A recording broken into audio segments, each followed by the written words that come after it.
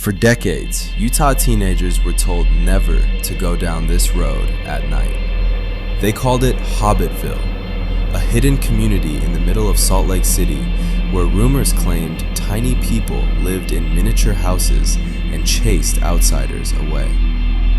But the real story of Hobbitville is even stranger. There's no historical evidence any of that was ever true. Researchers say the earliest newspaper mention of the name they could find wasn't until 1994.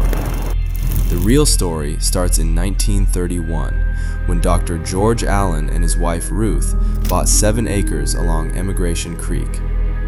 Allen was the physician at the old Sugar House prison, and he had a passion project, turning this land into a sanctuary for exotic birds, filled with cabins, bridges, fountains, and poetry carved right into the stone. He co-founded Tracy Aviary and helped start Hogle Zoo.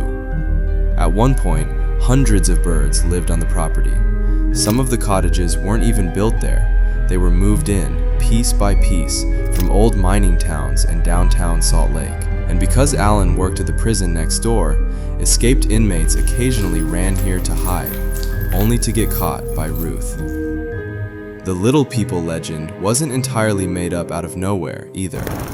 Generations of teenagers dared each other to drive down Allen Park Drive at night, and tenants would sometimes hide in the dark and jump out to scare them off.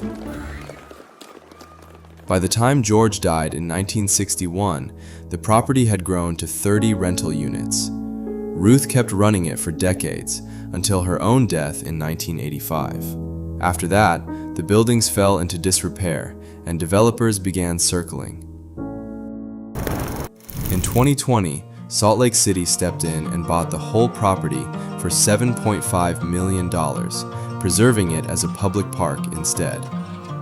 Hobbitville was never real, but what actually happened here might be even better.